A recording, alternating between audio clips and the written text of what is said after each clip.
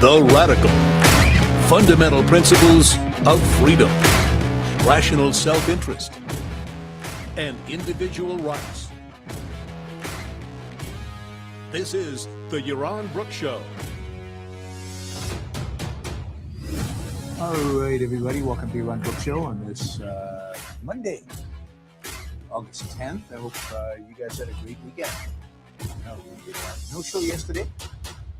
I gave a talk here. I actually gave a talk here in Lisbon last night on art, love, and the human spirit. So I'm hoping that we get a recording of it. It will be. I actually had PowerPoint slides. I never had PowerPoint slides, so we'll have the slides and maybe me in a little corner speaking, and so you can see the slides. And I think the audio came out okay. A few glitches in the video, so hopefully, but I don't think that's a big deal because you'll have the audio and you'll have the slides. So I'm hoping to release that. Who knows when? Somebody here is going to produce it and try to make something of it, and we'll put it out one of these days. It was a fun talk. So it was a fun talk. I think some very positive, very uplifting. All about kind of uplifting art and what art can do to uplift you. A good Q&A. So yeah, hopefully we'll have that soon, and you'll be able to view it directly. A reminder that on Friday I did a show on the Odyssey, which I'd watched. So it was a movie review. Feel free to share that. It's not very political, so it might be something. There might be a lot of people out there that have watched the Odyssey and might find the review interesting. I'm getting a lot of good comments on the review, a lot of positives. So yeah, please feel free to share it and get the word out there. Maybe we can get it to succeed in terms of viewership above and beyond what my shows typically get to, because it's a different type of topic for me. So yeah, need your help. Go out, share. All right. I think that catches us up. One quick topic before we launch into the heart of the show. We talked about on Thursday. We talked about Tucker Carlson maybe running for president. On Saturday, we talked to Nikos about JD Vance and JD Vance's agenda and JD Vance's philosophy and what him running for president would look like. And I just wanted to give you a heads up. I saw this tweet today that says a person close to Tucker says he won't run against JD Vance, but would run if Trump endorses Rubio. Right. So Tucker is going to support JD Vance if JD Vance runs, and if JD Vance is endorsed by Trump, which looks like that's what's going to happen. And so it looks like JD Vance will get Trump support. We'll get Tucker support. So we'll get kind of MAGA, or at least the nutty MAGA support. And then the question is, how many can he attract independents? Can he attract anybody else other than crazy MAGA? And I think that boils down to the question of who the Democrats put up against him, because I don't think JD Vance can win against a centrist Democrat. But yeah, he probably can win against some democratic socialist, America-hating nutcase, which the Democrats might choose to nominate. Who knows? Right. All right. So today, Mark Zuckerberg published a 6,500-word artificial intelligence manifesto titled "The Future is for Everyone."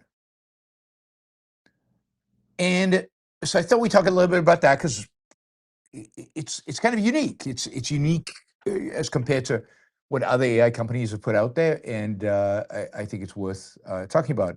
The future is for everyone. So, unlike most statements coming out of the AI industry in Silicon Valley today, it's not an apology for the technology. It's not a doomsday scenario. It's not a let's dedicate this for the common interest and the public good or whatever. So it's different, and it's certainly not. And this is a big difference between it and what's coming out of Anthropic and OpenAI. It's not a demand for government to save us from the people building the AI who are asking the government, save us from us, save the world from us. If you leave us alone, if we just go out there and do our stuff, we will cause the end of the world. So the government has to step in to stop us. Zuckerberg says some things that I think are wrong about government and about regulations, but he's not demanding the government save us from him. So it's mixed. It's got a lot of bad stuff, but as compared to anything else coming out of these guys, it's really cool. It's not an exercise in doom. It's not an exercise in guilt. It's not an exercise in slow down. Let's slow down and be very, very careful. None of that is in the manifesto. So I congratulate him. Zuckerberg actually does talk about liberty. He talks about free enterprise, which is the safe word for, that they use if they want to talk about free markets and capitalism. He talks about open inquiry, abundance, invention, and individual empowerment. A major American CEO has, in the tech industry, has an optimistic, positive vision about the future. And I know a lot of you don't like Mike Zuckerberg, and there's many reasons maybe not to like him. But God, in comparison to the CEOs of OpenAI and Anthropic, this guy is, relatively speaking, a breath of fresh air and rationality. I mean, the central idea in the manifesto is basically right. The greatest promise of artificial intelligence is not that a handful of institutions or the government are going to manage society. That's a dystopia, and that's not what's going to happen unless we force it on ourselves.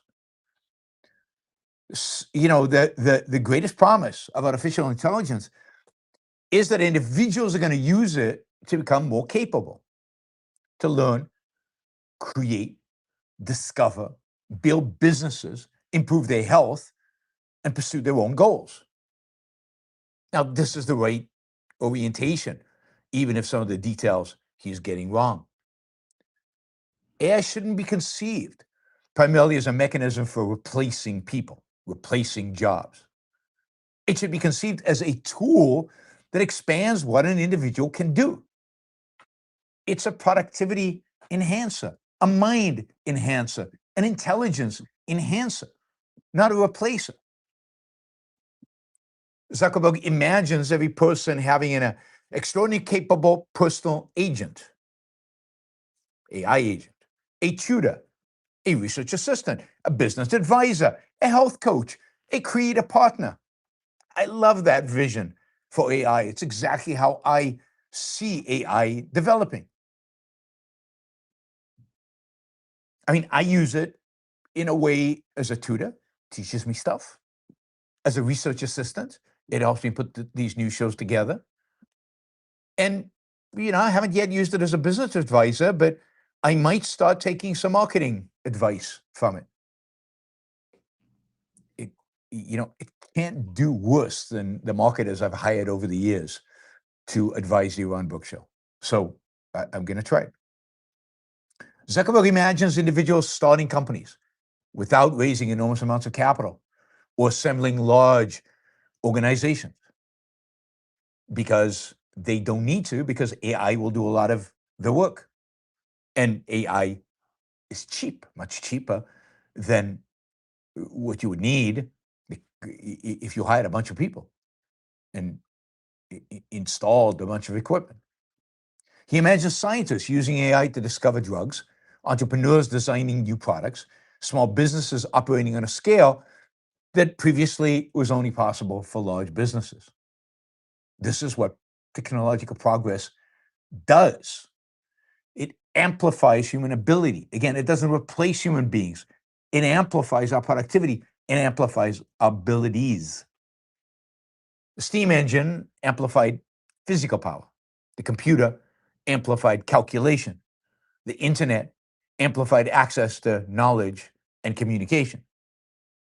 AI amplifies certain aspects of cognition, the ability to analyze enormous amounts of data, identify patterns, generate alternatives, and automate intellectual routines. None of this diminishes the individual human being. It gives the individual human mind more leverage to reshape reality. It gives us leverage. And Zuckerberg makes another important point. The principal value of AI will not be automation. It will be invention. Now, that distinction matters. Most of the public discussion assumes that the amount of useful work in the world is fixed. No, it's not. AI will perform that work. People will become unnecessary, we are told. And therefore, government must find some way to support all these economically obsolete human beings. That is a major economic and conceptual fallacy, which Zuckerberg does not fall prey to. The fact is, human wants, and therefore human needs, human values are not fixed. The number of discoveries still being made is not fixed. The number of diseases to be cured, products to be created, experiences to be designed, that's going to be interesting, and problems to be solved is not fixed. There's no fixed economic pie. There are no fixed, human wants. There is certainly no fixed quantity of human achievement or of human flourishing. Agricultural machinery eliminated most agricultural jobs. It did not eliminate work. It liberated human beings from subsistence farming, and made possible an explosion of industry, medicine, science, art, entertainment, travel, and technology. AI will eliminate particular tasks. It will eliminate some jobs. Good. Eliminating unnecessary labor is one of the purposes of every technology. The standard shouldn't be, how do we preserve every existing job? The standard should be, does this technology allow us to produce more value, live better, and pursue possibilities that didn't exist before? On that standard, AI represents an astonishing opportunity. It's an amazing technology. And Zuckerberg is right to reject the idea that AI must be controlled by one supposedly benevolent institution. Again, he's arguing against his colleagues in the AI world. He recognizes the danger of concentrating this technology in a government-appointed committee, or a tiny group of experts claiming to speak for humanity. And this is kind of the nonprofit mode of OpenAI and the what is it, public benefits corporation mode of Anthropic. It's not about profit. It's not about business. The smart elite should control AI for the benefit of all of us. There's no committee qualified to decide the goals of individuals and, by extension, of mankind. Individuals must be free to decide their own goals, use AI in pursuit of their own values. That means competition between AI companies. It means open models, according to Zuckerberg, right? So Zuckerberg, one of the things he's promoting in this manifesto is open source models, is models that are not controlled from above, but that users and intermediaries can change and can adapt. So he wants more competition, open models, and it means strong privacy protections, which Zuckerberg is advocating for. It means the ability to choose an AI that serves your purpose, not one programmed to lecture you about the political values of its creators. which is a real risk today with Anthropic and OpenAI and Grok. You know, Zuckerberg even criticizes models that impose a centralized dogma on users. He argues that alignment should mean helping the user pursue his goals within legitimate legal boundaries, of course, rather than forcing every user to conform to the ideology of the AI company and its chief philosophy officer. And this is all basically good stuff. Again, not perfect, but it's all good stuff coming out of Zuckerberg. Sadly, he then gets confused, right? I mean, he like most of these people can't think in principle, and they don't understand a lot of the concepts that they're really dealing with. So, he describes freedom in the manifesto primarily as kind of a balance of power. You want to give AI to everyone, he argues, so the different people, companies, institutions, and governments are going to check each other. But freedom is not about a balance of power, although political freedom requires a balance of power and checks and balances to constrain the power the political entities have. But AI is primarily an economic power issue. Freedom, at the end of the day, is the protection of individual rights, and somehow, in the context of political power, it needs checks and balances. But a market is not a battlefield in which competing power centers hold one another in check. A market is a system of voluntary exchange. A business has economic power only in a sense it has created something people want to buy. Government has political power, the power to compel, the power to prohibit, fine, imprison, and ultimately use physical force. So yes, political power and economic power are very different. One is coercion, one is enforce, the other is voluntary exchange. Mutually beneficial exchange. So they're not the same. If one AI company becomes dominant because it produces the best model at the best price, that does not make it a dictatorship.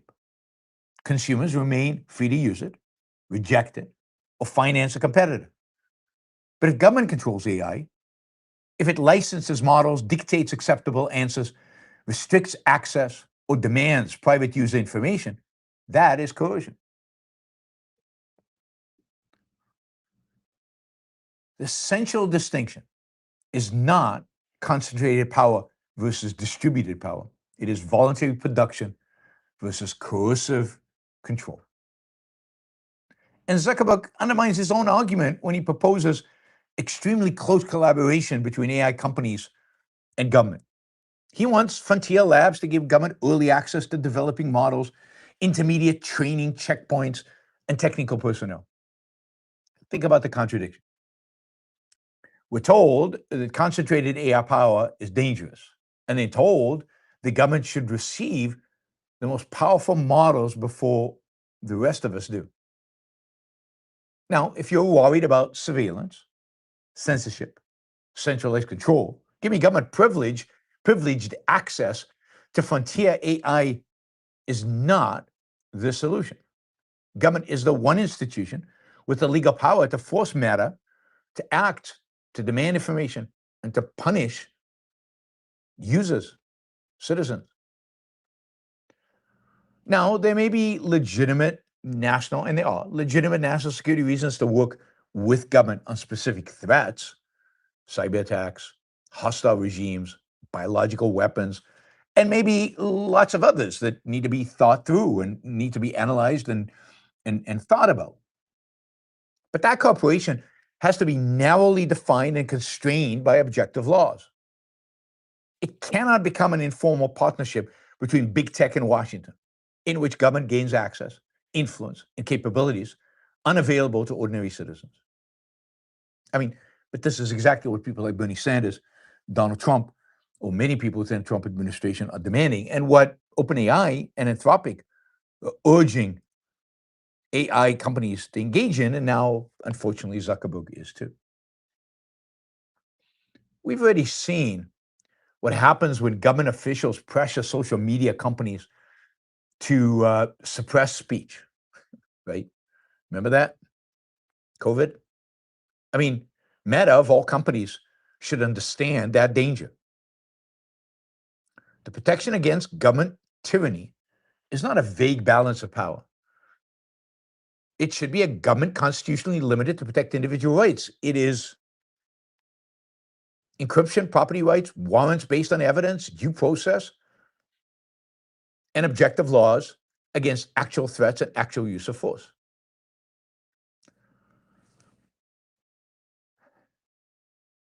Now, there's another troubling note in the manifesto.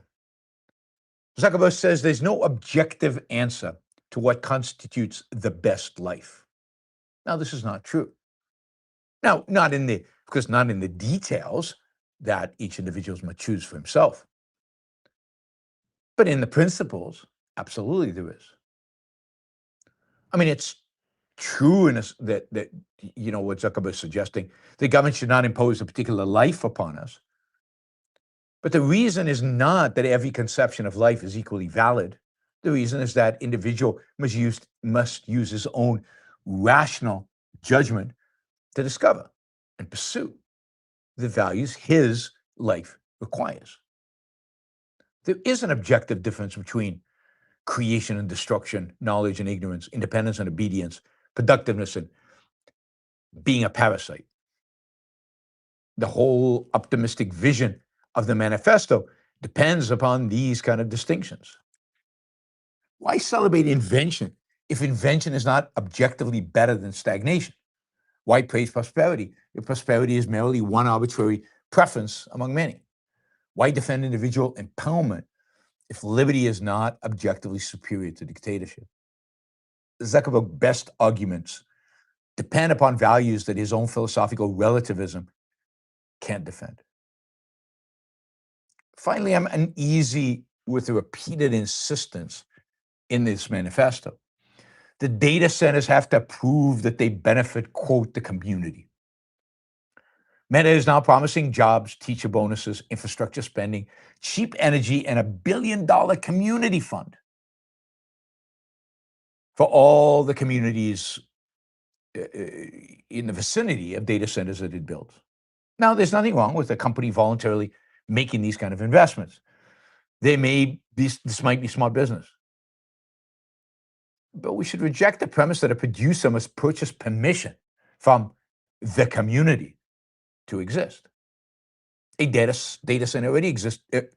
Data center already benefits people by producing a valuable service, buying land, paying employees, purchasing electricity, contracting with suppliers, and paying taxes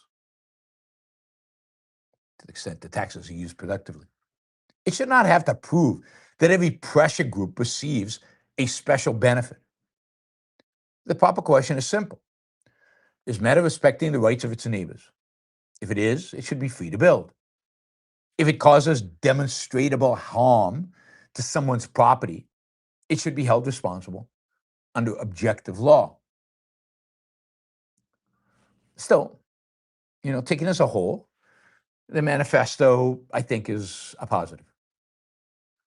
At a moment where so many people are terrified of progress, when politicians want permission slips for innovation, and intellectuals tell us that human beings are about to become useless or dead, one of the world's most important technology companies is declaring that AI should serve individual aspiration, invention, entrepreneurship, privacy, and abundance.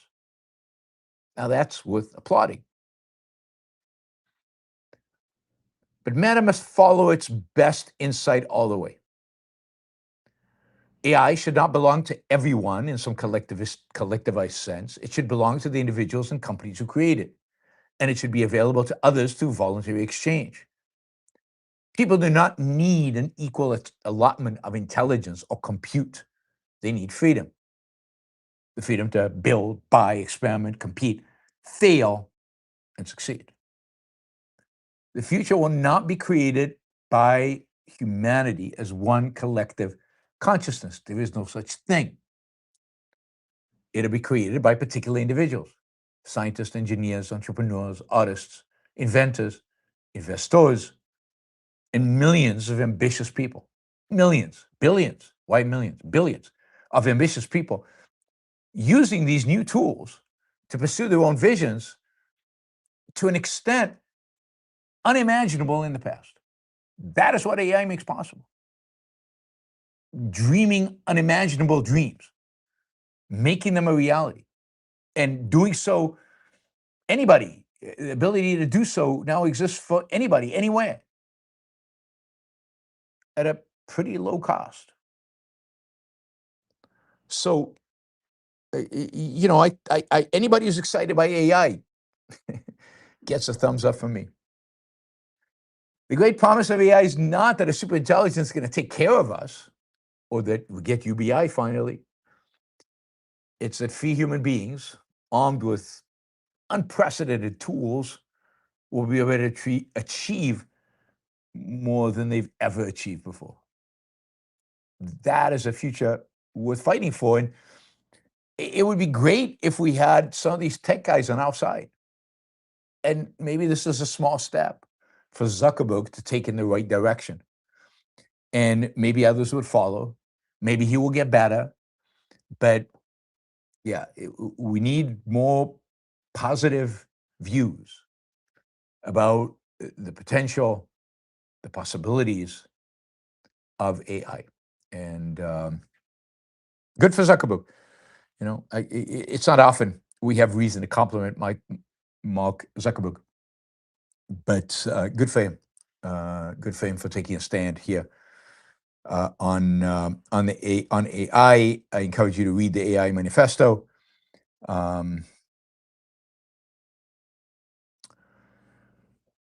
right, I thought I'd start today with some good news. That was good news, right?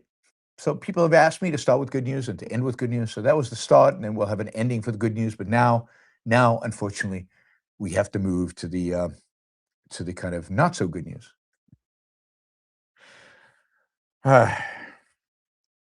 So last week, Treasury Secretary Scott Bessent went on CNBC to say that a deal would be announced later that day to reopen the Strait of Hormuz. And the stock market celebrated, jumped, went way up. And yet there was no deal. Far from it. And in the whole week, rumors, is there a deal? A deal isn't. And then on Saturday, the Secretary of Iran's Supreme National Council laid out Iran's latest conditions for reopening the strait. Here's what they include. I mean, I laugh because you have to laugh. The U.S. permanently ending the war, lifting its naval blockade, withdrawing forces from the region, ending all sanctions, all of them, freeing Iran's frozen assets, the payment of war reparations. Iran wants reparations for all the damage the U.S. has caused, ending threats and insults, and a bunch of other things. At this point, one is reminded of when Trump met with Zelensky, what was it, early last year. And he basically told Zelensky, Putin has all the cards. You have no cards. You have no cards. Well, it turns out that the Iranians believe at this point, given Trump's behavior, that they have all the cards. That Trump has no cards. America is not going to go to war. America is unwilling, and maybe this is the case, given that we've, the argument that we've used up all our munitions, is incapable of opening the Strait of Hormuz militarily. That the United States is either unwilling or incapable of actually achieving regime change. That the costs that the Iranians can inflict on Iran, on their neighbors, U.S. allies, and on American bases in the Middle East are so high, supposedly, that the U.S. is not able or willing to do anything about it. And indeed, this weekend, there was reports out of the White House that Trump was considering just basically leaving, or letting the Iranians manage the strait and the U.S. just leaving. No nuclear deal, no deal with Iran, just ignoring Iran, just leaving. You keep thinking, I keep thinking, not you, I keep thinking it can't get any worse.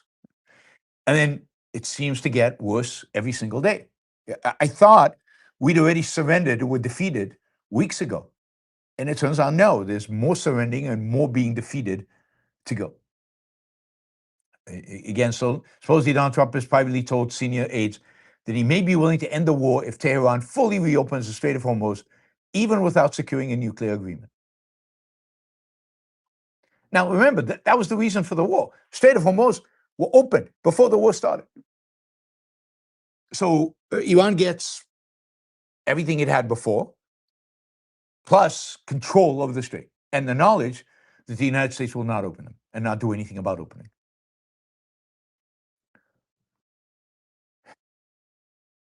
Now, I think that, as always, Andrew Fox, I think, wrote a really good blog post on this, Substack on this, titled "The Iran War Outcome is Even Worse Than Most Realized." Right. Washington may emerge with the shipping lane restored and every original strategic danger made worse. And I think that's right. I think that's absolutely right. Right now, there are no direct talks between Iran and the United States. Remember, Iran's nuclear program was the central justification for the war. This is from the article by Fox. Freedom of navigation only became an essential objective once Tehran closed the strait and attacked commercial shipping. And I'll add, and the U.S. did nothing about that. Zero, zilch, nada. I told you that less than a week into the war. Trump is reportedly prepared to leave the nuclear question unresolved in return for Iran's concession. So Washington would just leave.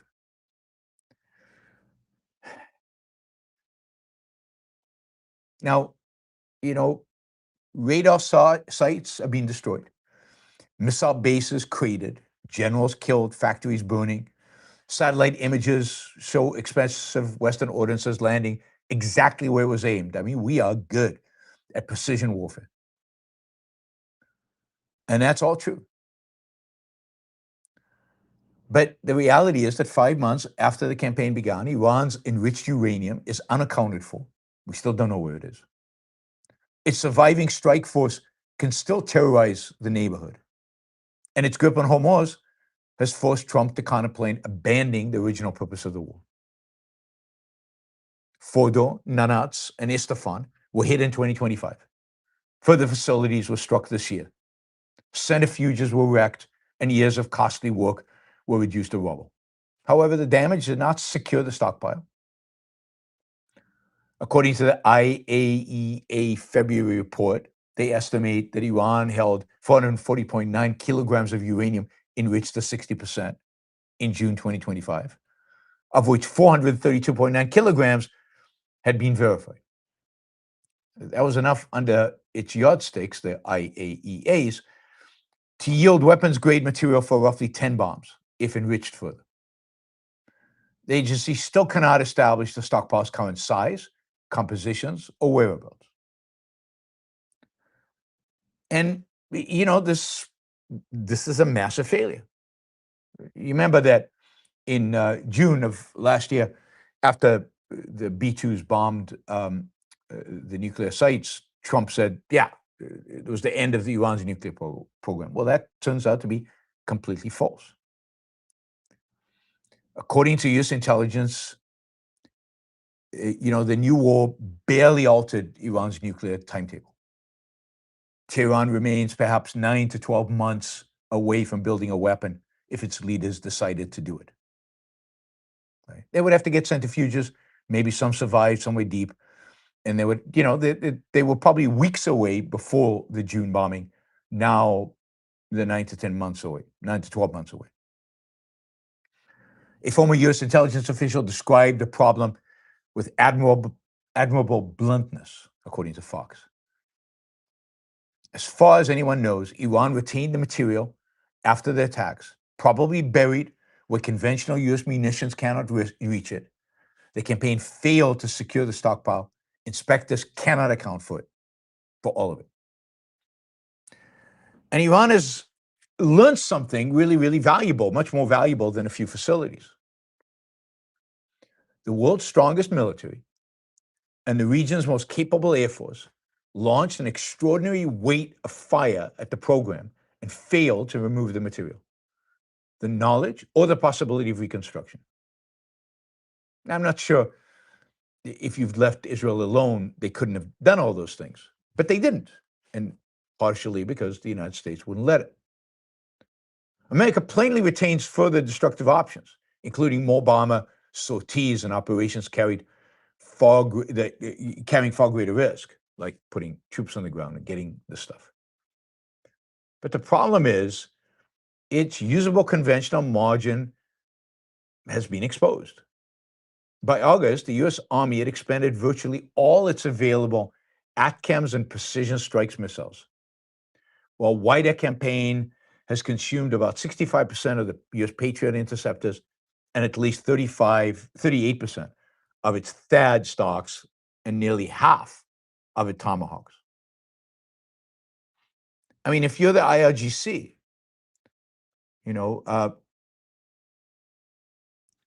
remaining a threshold state brought airstrikes, decapitating attacks, a blockade, an open invitation to revolt, and you survived all of that. And now a nuclear weapon carries real brutal logic, right? Strategic logic. It would be an insurance for the regime and a means of closing Israel's window for another preemptive war. Iran's hardliners are already speaking publicly about leaving the Non-Proliferation Treaty and building or acquiring a bomb. The road they are studying leads toward Pyongyang, i.e. North Korea, not towards Tripoli. Remember, Gaddafi gave up his nuclear ambitions. Now, again, the missile picture is only marginally better. Iran's not publicly demonstrated operational intercontinental ballistic missiles, right? It hasn't shown that it's capable of doing that. But it retains thousands of ballistic missiles and could develop an ICBM. Why not? It still has thousands of cruise missiles, some capable of reaching Israel, the Gulf, and parts of Europe. While the war revealed a longer reach towards Diego Garcia. By late March, Israel claimed to have neutralized 355 launches, around 70% of Iranian launch capabilities. Yet U.S. intelligence could confidently confirm the destruction of only about 1/3 of the actual missile arsenal. Launches, you can build new launches pretty quickly. And they've only destroyed 1/3 of the missile arsenal. Remember, the missiles were stored deep inside the mountain. And Iran only needs a fraction of those missiles to remain dangerous because the air defense systems are imperfect. And the vulnerability of Gulf states in particular, Israel less so, but Gulf states in particular, their vulnerability is huge. A few dozen mobile launches can sustain periodic attack, keep cities and energy sites at risk, and force its enemies to expend expensive interceptors against weapons Iran can build much more cheaply. I mean, the drones Iran has can deliver the same effect at lower cost. U.S. and Israeli strikes plainly damaged the stockpiles and production sites, but the war vindicated the Iranian concept. Iran entered the fighting with an estimated capacity to manufacture around 10,000 drones a month. then dispersed production and adapted its tactics. Every cheap airframe forces detection and a response, draining crews and interceptors that cost orders of magnitude more, at least as of now. Drones are now the great equalizer, and Iran understands this as well as anyone. Now, the drones are not a big risk for Israel because they're far, but they're a risk for Kuwait and UAE and Saudi Arabia and Qatar. Right? You also have to ask, and Fox brings up a point I hadn't even thought of, that, Israel's intelligence in Iran must have been um, deteriorated over the last few months. I mean, think about how many people Tehran has arrested, alleging informants, and they've executed people for working with Israel. Now, a lot of that is make-believe, but I'm sure they've caught some. How many exactly? Only the Mossad knows. We don't know, but some. It's going to be harder to acute assets in the future. Decapitation failed. Everybody's being replaced. So overall, I think Iran emerges more committed, weakened, but not dramatically, and depending on whether it can restart selling oil and get revenue and start buying up again, it potentially could be significantly, stronger. Trump has just bungled this operation completely. It now seems to me pretty obvious that it would have been much better never to have done this at all, or to let just Israel do it, and let Israel do with its capabilities whatever damage it could do to Iran, and never allowed the United States to enter into the equation. Now, Trump could still fix this. He could refuse the deal. He can not walk away. He just posted on Truth Social that now that Iran is asking the United States for reparations, he's going to ask them for reparations for all the Americans that have been killed over the many decades, for all the destruction they've inflicted in all the countries in the Gulf state, for all the all the damage they've caused America. So he's not quite yet ready to be perceived as the president who surrendered. But it doesn't seem like he has many options, given that his Secretary of War and the Defense Department has managed to use up most of the America's missile capabilities, and that there is no remedying that in sight. The military-industrial complex does not seem to be able to produce Patriots and Tomahawks and these other missiles very quickly at all. It's mind-boggling. It really is mind-boggling to think that some missiles take years to build. It can't be right. There's something, and we'll talk about this in a minute with regard to Ukraine and Patriot missiles. There's something really, really, really corrupt in the Pentagon. There's something really stinks here. I mean, have military planners not planned for conflict and planned to rev up production in the case of conflict?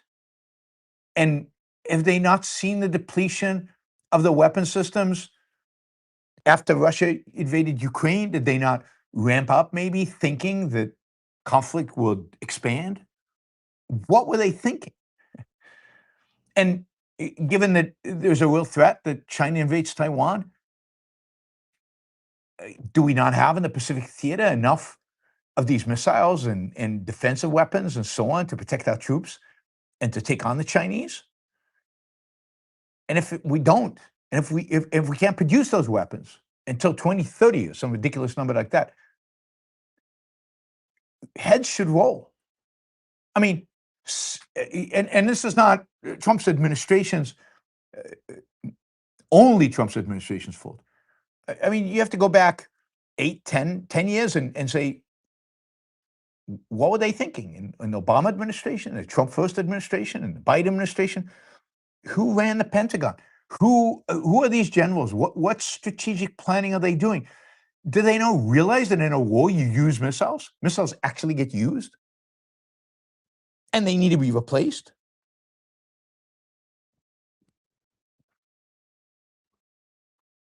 It's again, it boggles the mind.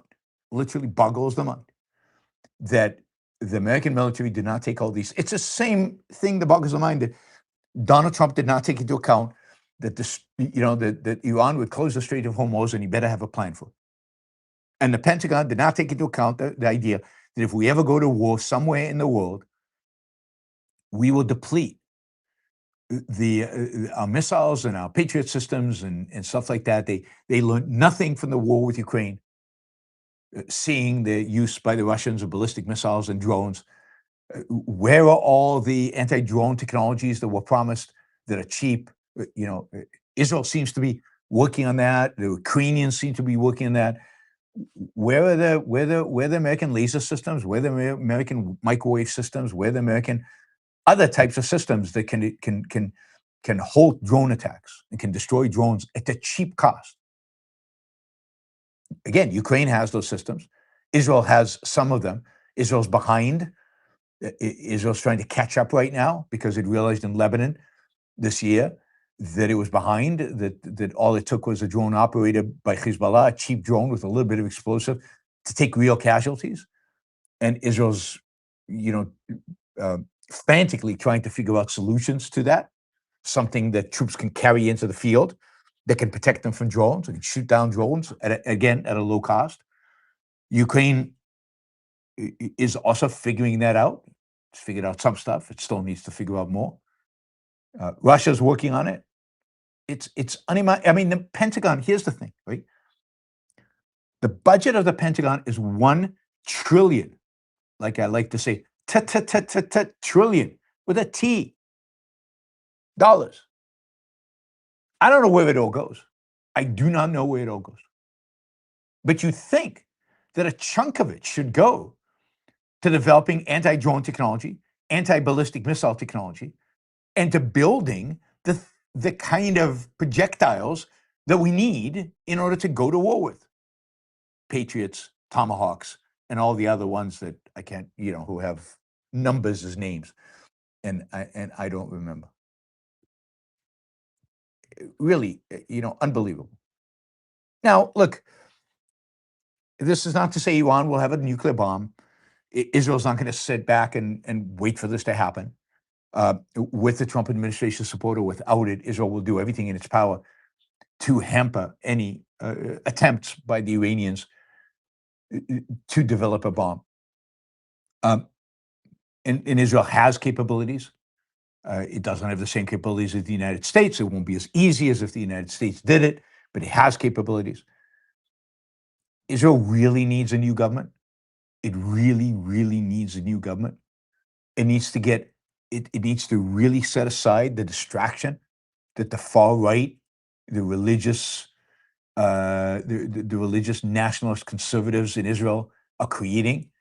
They need to be focused on Israel's real enemies, getting rid of Netanyahu. And God, I mean, the Likud, his political party, should get rid of him. Rid of Netanyahu would also take away a big talking point from Israel's haters all over the world. Oh, we don't hate Israel. We just hate this government. We hate Netanyahu. He deserves to go. He was prime minister on October 7th. He was prime minister for the 15 years, almost continuously before October 7th. He bears major responsibility for October 7th. What happened? He needs to go. The far right religious nuts need to go. The West Bank needs to be calmed down. Israel, Gaza's, we'll talk about Gaza in a minute, but Gaza kind of a status quo. Okay, that's fine. Hamas is no longer a threat to Israel. Focus on two things, and two things only from a national security perspective.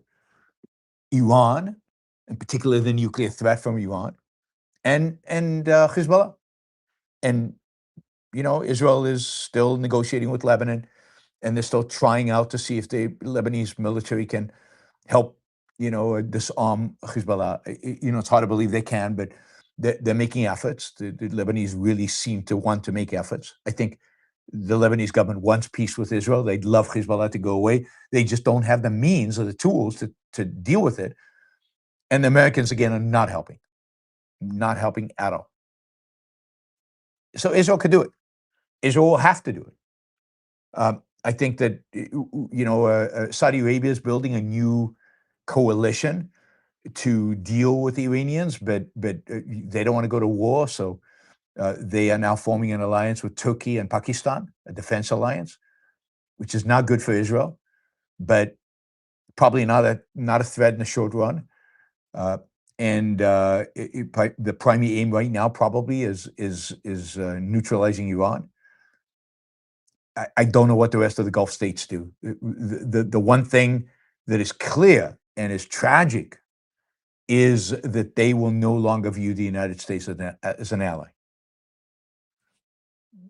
The United States has proved itself to be a paper tiger is too nice, just a unreliable, whim worshipping, useless superpower that's useless.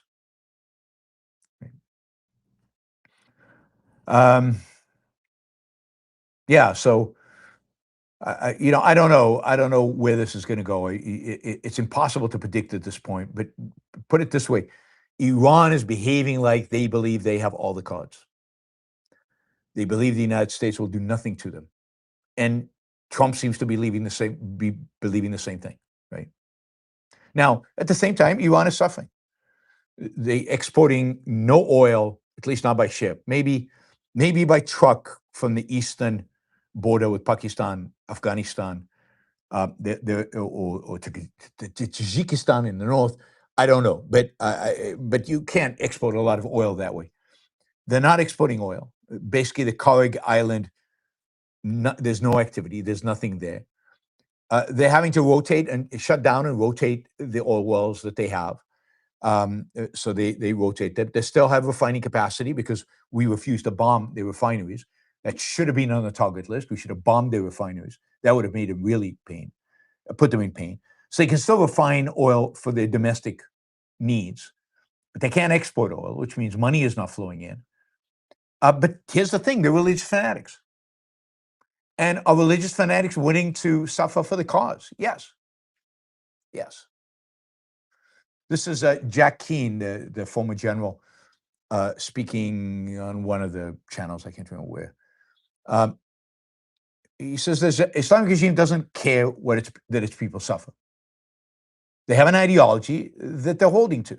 They absolutely believe right now that they have the upper hand. He says, we already have evidence that they won't comply with any signed concessions, with any deal. He says they're going to get more violence because as we get closer to the midterms, they want to create a volatile situation that demonstrates that the administration is not managing the war properly. And, he talks about what a win for Iran means. I mean, a win for Iran means embolden China and embolden Russia. Everybody in the world who hates America will be emboldened by this. This will be explicit victory of the Iranians. All right. Pompeo says it's unacceptable to rent the Straits of Hormuz from Iran. That's how he sees this deal. It's international waters. Russia and China are watching closely whether the U.S. keeps the blockade going until Iran capitulates. This matters for American security for decades, not just today. President Trump has been unambiguous. If anybody charges a toll to pass through the Strait of Hormuz, it will be the United States charging it, not Iran. He's spot on about that. Well, nobody should charge a toll. Pompeo continues, I don't think we get to lower energy prices through a negotiated deal that hands Iran a 3 to 7% toll on everything that moves through the straits. That would only give Iran more willingness, more desire, and more capability to keep driving prices higher. Any deal, signed with Iran will be violated from the moment it's executed, he said. That's historically the reality. The Revolutionary Guard has run Iran for 25 years, and there's zero evidence they're suddenly decided they're okay with Israel existing or with the with the U.S. So Pompeo's on top of this. I mean, I wish he was part of the administration and not the losers that are there now. In the meantime, the U.S. Strategic Petroleum Reserve has now fallen below 300 million barrels for the first time since 1983. They declined by 6.1 million barrels just last week. U.S. oil reserves at a 40-plus year low. That does not bode well for oil prices. So yeah, we are in, I think we're in deep trouble. Let me just go over and make sure I've covered all the points I wanted to. And Donald Trump is delusional, as always, now calling for. He is going to demand reparations from the Iranians. But all right. So let's see, where are we? Okay, so let's talk a little bit about munitions. We talked about it already, but at just this point, I read this story and it makes complete sense. You know, Zelensky came to Trump and said, hey, let me build Patriot missiles. Let's build a plant in Ukraine. We'll build Patriot missiles. You don't have, the United States doesn't have enough production capabilities right now to build enough Patriots for Ukraine, for Israel, for his allies in the Middle East, for U.S. use in China, vis-a-vis China. So Zelensky said, let Ukraine do it. And Trump, for the first time this year, earlier this year, indicated, yeah, okay, I'll give you a license to do it. Now, it turns out that Lockheed and Raytheon are the ones resisting giving the license. Lockheed and Raytheon are the companies that build the Patriot missiles. And it's not because they're worried about IP. So the original objection was supposed to be, oh, the Ukrainians will steal our IP, or the Russians will gain access and they'll steal the IP. But it turns out that's not what they're worried about. What are they worried about? They're worried that the Ukrainians will do a good job manufacturing Patriots, that they'll produce them faster and cheaper than Lockheed and Raytheon can. Maybe even that they'll improve the Patriot, right? And produce them at scale and for a lot less money. So it's our defense contractors who have been for decades, kind of shielded from competition and shielded from innovation, from the need to innovate, the need to produce more, the need to drive down costs by a Pentagon. Now, so a Pentagon official says that, the two defense contractors would, quote, officially frame their concerns around IP theft and tech transfer. But they, quote, their real worry is that Ukrainians will find a way to improve the Patriot and then produce them at scale faster and for much less money than what the existing production lines in the US could do, which would threaten manufacturing in the United States. If that is true, that is so damn pathetic. So pathetic. And, I am rooting for all the Silicon Valley defense startups to replace these the Raytheons of the world and the Lockheeds of the Lockheeds of the world with entrepreneurs who will build and be able to scale and be able to improve quality and be able to do it all cheaply. Okay, just one more thing about weapon systems. It turns out that the UK has these naval drones that are used by special forces, UK special forces. So these are boats that are drones, and it turns out that the cameras on these drones, were made in China, and it turns out they have discovered that these cameras were actually sending data to an internet address in China. So the signal came from a component in the camera. Now, it turns out they didn't broadcast any sensitive information, supposedly. And the issue was discovered in a routine cyber vulnerability assessment. And now there's been a thorough investigation. And guess what? They're going to replace all the cameras. So one of the things you have to be careful of when you're building anything with national security implications is it doesn't have any components from made in China that can transmit data or that can receive a transmission of data. Like, shut it off. So I found that kind of funny. All right, what's the situation vis-a-vis Gaza? The situation in Gaza was in the news this week again, and that is because Trump has a 15-point plan, or the Peace Commission, or whatever they call it. The Peace Board has a 15-point plan to move the Gaza deal forward, and it's basically stalled, and nothing is happening. So, what's the deal? Well, basically, this whole Peace Board has come under the influence of Egypt, Qatar, and Turkey, which Trump is very favorable towards all of them. So this 15-point plan was very much shaped by Egypt, Qatar, and Turkey. The 15-point plan demands that Israel withdraw and that Hamas disarm in that order, that Israel withdraw first and Hamas will then disarm, and then some kind of international force will be brought in. No specification about what that force is. Now, Netanyahu has come out very clearly today, I think. He came out very clearly and basically rejected the plan. This is yesterday, actually. Netanyahu said in a statement that he was confronting a, quote, wave of rumors about Israeli weakness and Israeli withdrawals from all fronts. And he said Israel does not accept the 15-point document. The IDF will not carry out any withdrawal until Hamas is disarmed. And when I say the disarming of Hamas, I mean heavy weapons, lighter weaponry, all weaponry. And we are talking about genuine disarmament, not fictitious disarmament. Right now, we're talking with Americans about this issue. So Israel is refusing to budge, as it should refuse to budge, and is demanding that Hamas disarm. Hamas will never disarm. And as a consequence, this is going nowhere.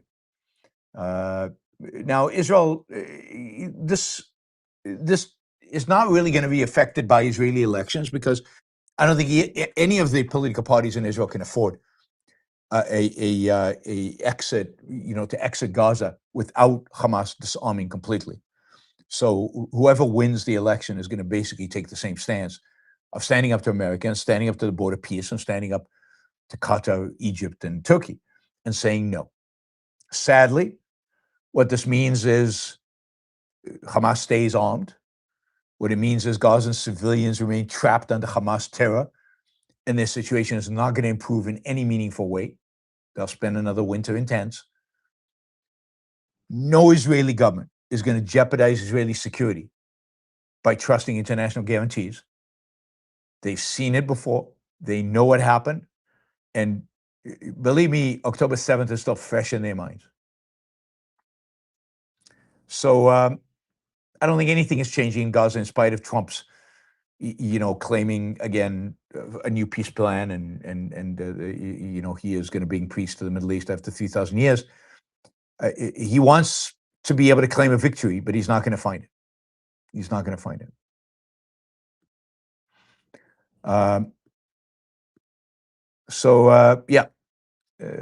Israel is saying no, good for Israel. That is the right approach.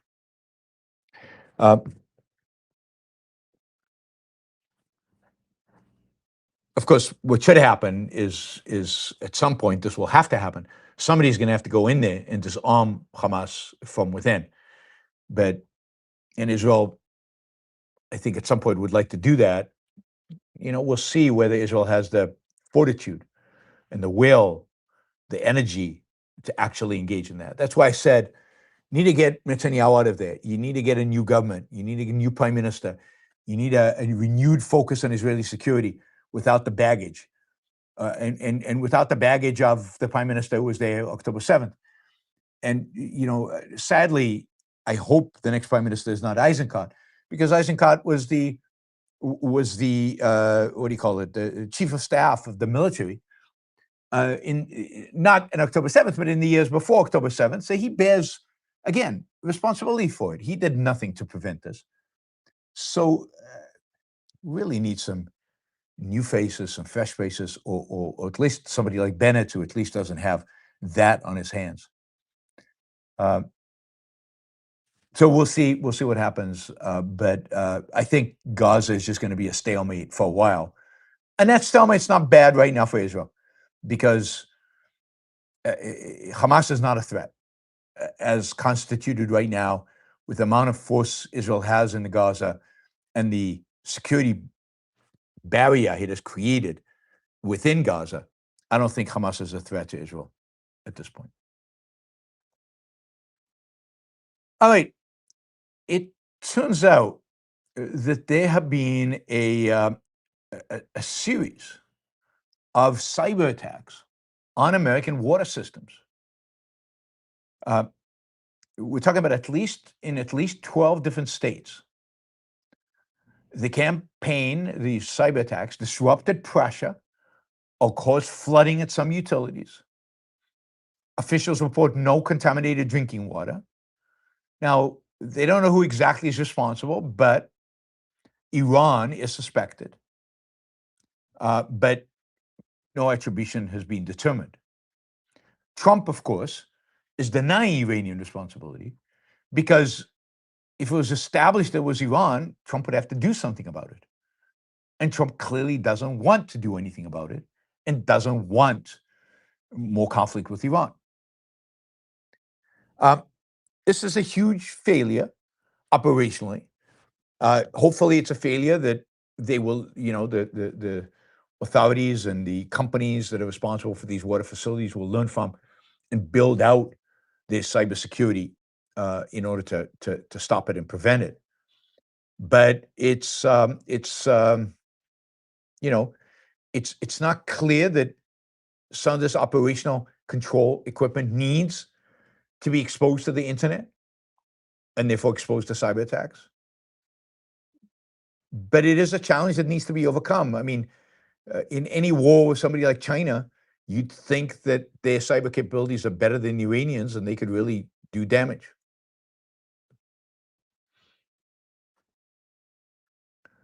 Now, what was demonstrated during these cyber attacks is that shifting to manual systems contained any damage that was being caused.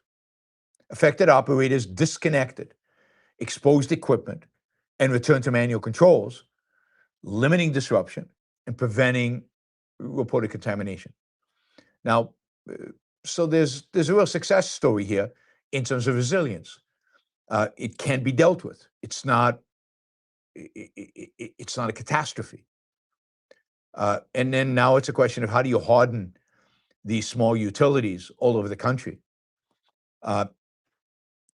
Keep the automation, but disconnected from the internet, or at least on an ongoing basis, and make it possible to eliminate exposure to these kind of cyber attacks. All right.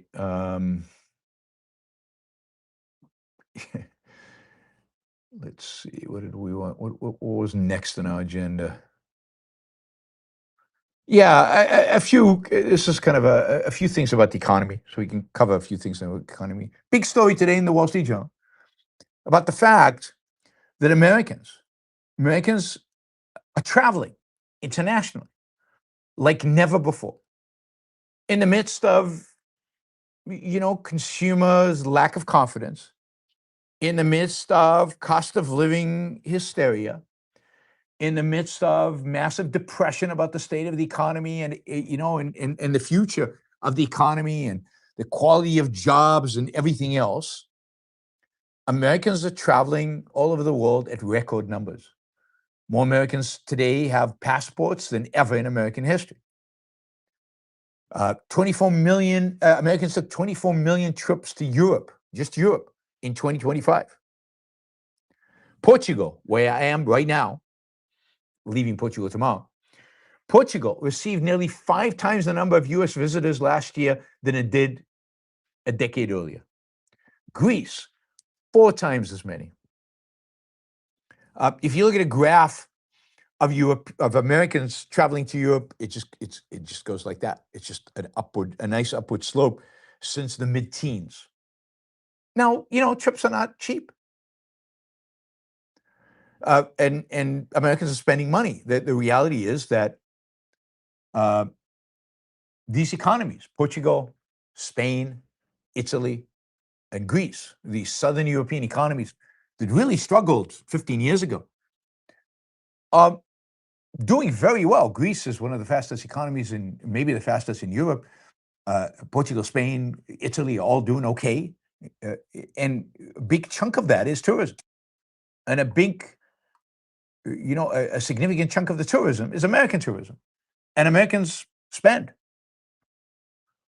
So, really, Now, it's hard to understand exactly why it is that Americans are traveling so much and at the same time complaining so much.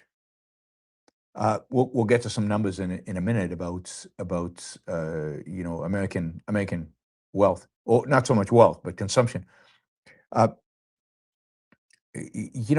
and more Americans are now got to the point where they can travel and they can spend money on travel. Now, a lot of this is older Americans, the baby boom generation, which has about 110 trillion, right, of wealth, and they're living longer, and they're living healthier, and they're trying to make the most of those years, and they're traveling. They're going to see the world. If you look at the number of the percentage of Americans, it's fascinating. The percentage of Americans with a valid passport, right? Guess what it was in 1990? Like 1990, not that long ago, I don't think, 36 years ago. 1990, how many Americans had passports? Now, this number didn't really surprise me that much because Americans historically, I have known Americans historically as knowing nothing about the world, as not traveling anywhere, as not seeing anything. I mean, traveling in the United States, but even that, they didn't do a lot. I remember when I was a kid and we traveled from Boston to the West Coast and back in 6 weeks, I think. And like none of my schoolmates had ever done anything like that. Many of them had never been out of Massachusetts. We lived in Boston in those days. I mean, Americans are known for not traveling much, particularly internationally. So what percentage of Americans do you think had passports in 1990? Passports as a proxy for the number of people traveling. Anybody want to take a guess? No, people are not guessing. They're not participating in the game today. Ian says 32%. 32% in 1990. No, under 5. I mean, it's pretty amazing. Under 5. And that has gone up steadily. By 2000, it was 17%. 3 times more in 10 years. Right? So Tommy also says 30%, also wrong. 22% by 2005. Really a big jump by 2010. 35%. 2019, 44.58%. It dipped a little bit during COVID, couldn't travel. But today, as of 2025, as of last year, 55% of Americans had passports, valid passports that they could use for traveling. That's a pretty amazing number. So Americans are now seeing the world. I don't know if that'll change their perception of the world. Maybe they'll know where different countries are. We'll see. The number one number one place that Americans are going to in Europe is the UK. Second is Italy. Third is France. Fourth is Spain. A lot of Americans go to places like in the Caribbean, like the Dominican Republic, but traveling is on. The biggest growth in terms of the number of growth, not the number of people, was to Portugal, then Greece, then Japan, Egypt, and Fiji. Fiji. A lot of Americans going to Fiji. So yeah, and then spending has gone up significantly. So today, about 1.4% of all consumer spending is spent on travel overseas. And again, that kind of contradicts this notion of people think the economy is terrible, is horrible, and that they're poor. And it could be that it's only a small group of Americans, but no, 55% of them have a valid passport. So that's 55% of Americans are traveling. But Americans are very depressed. I mean, if you look at Trump's approval rating with regard to handling the economy, in his first term, it was generally positive. That is, more people said good things about it than negative things about it. So it was a net positive. In his second term, it's an unbelievable disaster. He's like at a negative 40%. So people are convinced now, a lot of that's the cost of living. But again, if the cost of living is so hard and wages are not keeping up, which is not true, wages are keeping up, then how is it that Americans still have money to travel so much? Well, maybe this is the point. The reality is that on a global scale, Americans are extremely rich. Now, we can look at GDP per capita. We can look at a number of different variables. Well, one variable you can look at is just consumption per capita. How much money do people in different countries spend on consumption? How much they spend on stuff per capita. Now, this is adjusted for the cost of living, right? So it's adjusted, purchasing price parity, adjusted for the cost of living. And Americans just have a lot more money to spend. Household expenditures in the United States average, again, purchasing power parity, $51,433 in 2024. That's the highest in the world. In Switzerland, which is, pretty much the richest country in Europe, it's 35,000. So 16,000 less. That's a lot. Big difference. Even Norway, which by some measures is richer than Switzerland because it has a very high GDP per capita, but that's because its GDP is from oil. And it's not reflected in the wealth and income of the individuals. Is only 20,000 less. That's 40% less. Americans are wealthy. They don't realize it. And they want to be wealthier. That's good. They're ambitious. And they're pissed off that things are costing more money. They should be. Inflation sucks. But on a relative scale, compared to everybody else in the world, the United States is dramatically richer. And people have reported this on GDP per capita and said GDP doesn't count. So, this is a new measure that's come out and to show that it's, if you adjust the cost of living, how much money the American households versus other households spend every month, every year, right? And Americans spend a lot more than everybody else. And that's not because our stuff is more expensive. Again, it's adjusted for the cost of living. It's because we have more to spend. Now, it could be that we're taking on more debt as well. I don't know. I'd like to see the debt numbers. But given income is much higher in the United States, it's not really surprising. All right. I think we're good with that. But yeah, here's a kind of cool story about cost of living, inflation or price inflation. Beef prices have gone up quite a bit, and the chicken industry realized this, that beef was going to go up in price. So the chicken industry invested significantly in chicken. And chickens have a shorter life than beef, so you can generate much larger quantities of chicken pretty quickly. And they've been ramping up chicken, and they've been flooding the market with chicken. And guess what happened as a consequence? Chicken prices, they plummeted. So while people are complaining about beef prices going up, chicken prices have plummeted. And people don't like chicken as much as they like beef. So people are still buying the beef at the higher prices. And there is a mismatch between supply and demand of chicken. So there is a lot of chicken out there, and they're trying to find a price where they can clear it. And they're going to have to trim what do you call a group of chickens? I don't know, the hood, a flock of chickens. You're going to have to trim their chicken, the number of chickens, because right now chicken prices are plummeting. Skinless chicken breasts are down 37% from 12 months ago, right? And guess what happens to the profit margins of chicken producers? Well, Pilgrim's Pride, one of those, profits have fallen 96%. So, people are not buying more chicken. You can give it to them, really, really cheaply, and they still don't want more chicken. They want beef.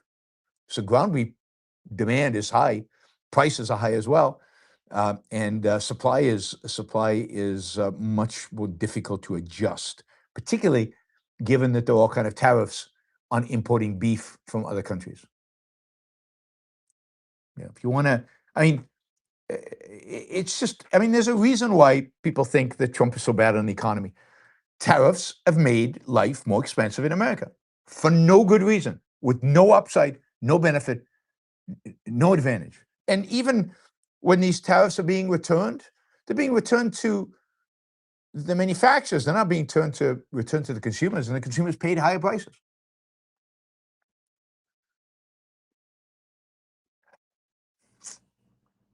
All right. Oh, yes. So this is a fun story. So I noticed this tweet today by Secretary Sean Duffy, who is one of the better, I think, people within the Trump administration. But anyway, this is the tweet. I thought, and I confirmed it. This is actually happening. So he's not kidding around. He's actually doing it. He starts out the tweet by saying, "Game changer. In April, we launched a new campaign to recruit video gamers as air traffic controllers and supercharged the entire hiring process to get the best and the brightest in fast. The results are historic. 94% of hiring goal met, fastest time ever to reach target. 2,000 plus hired, the most in a single year. 2,000 plus best and brightest candidates in the pipeline, reaching the academy quicker than any class before them, thanks to the most streamlined hiring process.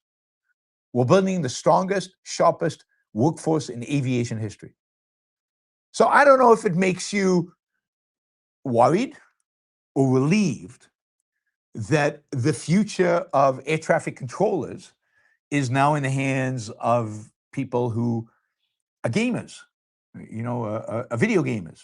Now, I actually think it's a good thing. Video gamers have harnessed the skill, improved their skill in being able to manage a dynamic, ongoing situation on a screen in front of them and responding very, very quickly to changing circumstances. I think this is a positive, but good for Duffy coming up with an original new way and new place to go out and hire for air traffic controllers, one of the most important jobs out there. I wish the government wasn't in this business. This should be a private enterprise business. This should be outsourced. Most countries have it outsourced and don't run it, by the government. But we now have gamers running the skies. So hopefully that makes you more safe. I don't know. I have a feeling some of you probably are more afraid now. All right.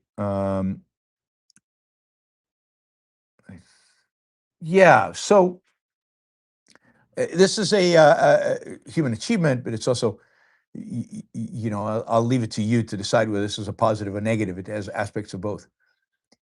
There are about 120,000 what I call flock cameras across the United States now. Basically, monitoring people in the cities. At the same time, we now have some of the lowest violent crime rates and auto theft that we've ever had in the United States. I mean, basically, violent crime rates and auto theft are down 50%, 50%, just in the last few years. Now, to what extent is this because all these cameras are all over, our cities? I mean, some crimes like automobile theft and kidnappings, should get down to zero if these cameras and other kind of crime-fighting technology continues to proliferate. Every type of crime is going to get harder to pull off if you're being monitored constantly, particularly if AI is doing the monitoring. Think about how much more difficult murder becomes without being able to use a getaway vehicle or be able to dump the weapons somewhere. Now, on the other hand, there's an issue of privacy. There's an issue of exploiting this for bad, social scoring type of things. And there have been abuses by law enforcement of the technology. But there's no question that this kind of surveillance, if it can be delimited to only, for example, maintaining the information for short periods of time, wiping that information, actually having humans analyze the information if a crime has been committed, and otherwise, again, wiping it, deleting it. There are ways, I think, to restrict the privacy and rights violation involved in it. And yet, because the benefits in terms of crime reduction are pretty amazing. And again, crime is, in the United States of America, crime is at some of the lowest rates ever. And, that's pretty amazing. I like the idea that you can walk around in the streets and not worry about being mugged or not worry about, being kidnapped. And murder is way down. And I don't think there's anything beyond this is the continuation of the trend that started in the early 90s. And nobody really knows what caused that. Some of that is better policing. A lot of it is probably better policing. Some of it is fewer young people. Some of it is better ability to identify criminals and to lock them up, DNA testing and things like that, and other technologies that make it possible to solve crimes. So better crime solving is going to reduce crimes. Most crimes are committed by a very small number of people. If you put those people in jail, the number of crimes plummets. So if you can identify the people who actually commit the crimes, you're going to get a lot less crimes. Again, most crimes are committed by very, very, very, very few people. So let's create systems that can really eliminate abuse, fail-safe in there to eliminate abuse, and let's see if this trend can continue. One of the just on the good news side, there's always a talk about different metals that are in short supply. We don't have them in the United States, and we have to import them from China, and we're depending on them, and all of this stuff. Well, usually, once people start looking for a particular metal, the price has gone up high enough, they find it in the U.S. And this is the case indeed now with tungsten. Tungsten, which is a critical mineral for the military, for military production. They found the largest known tungsten resource in the United States at Railroad Valley Minerals Project in Nye County, Nevada. So supposedly it's a huge, 1.78 million tons of tungsten. They're inferring exist there. The company's revealed that the deposit is part of a mineral system that also contains world-class lithium, potash, and boron. So, as I've said many times on the show, there's plenty of minerals out there. The problem of the United States, the problem we have with minerals is not that we don't have them and we're dependent on China. The problem is we don't let people mine for them. That our environmental regulations make it way too expensive and sometimes impossible to mine for them. But they exist in the United States. They're all here. And what we need is dramatic reform of our mining and environmental regulations. All right. Let's see what else we have. No, that is the news for today, Monday, August 10th. Thank you all for joining me. I appreciate it. It's more like potash, not potash. All right, whatever. Thank you, Ian. Let's see. So we will go to your super chat questions. You've done okay, but we're still short of that second hour goal, and we're definitely in the second hour. So it would be great if we got more questions or stickers. I don't think we've got a lot of stickers today. Let's see who we've got to thank for stickers. Roland, as always. Thank you, Roland. Really appreciate it. Nothing there. Let's see. Not a lot of stickers. Yeah. All you people who are watching. T.S. Khan, thank you. Thank you for the sticker. Appreciate it. Yeah, that's the only 2 stickers. So please come on over with stickers. Stickers where you don't have to ask questions. Looking for $200 to get to our goal. There's Wes. Thank you, Wes, who just did $50 stickers. So that jumps us to only $150 to achieve our goal. So please consider doing $50, $100, $500, or $20, or $1 or $2 or $3. That's all good as well. Nick, thank you for the $2. Really appreciate that. I love them all. So keep them coming, and hopefully we can achieve at least our second hour goal. There's Enric with $5. So yeah, any amount is fantastic. So please join us. Of course, the $50 is more fantastic. Thank you, Wes. I've got a few kind of announcements I want to make. Let me close this window. Let me just get to everything. All right. Some stuff I promised to promote. Before I get to the sponsors, I want to tell everybody about something going on in Australia. All you Aussies out there, all my Australian supporters, and I know there are a lot of them, and a lot of Australian listeners.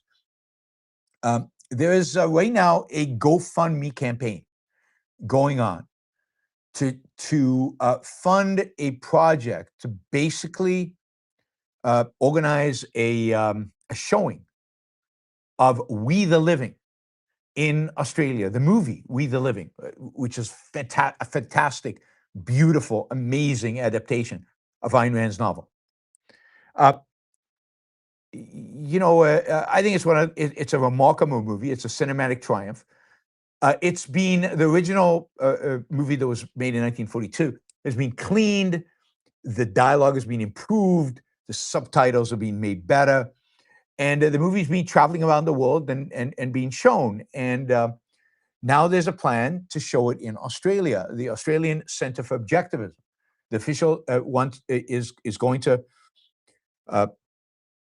working on an official Australian premiere in November 2026. And they are looking to raise $10,000 to bring it all together, right? Hopefully, such a premiere will bring together admirers of Ayn Rand from all across Australia and maybe beyond for kind of a once-a-generation cultural event. That is the plan. They'll have international, national, local visitors, and they'll do this again in Melbourne. This is a description from the GoFundMe site.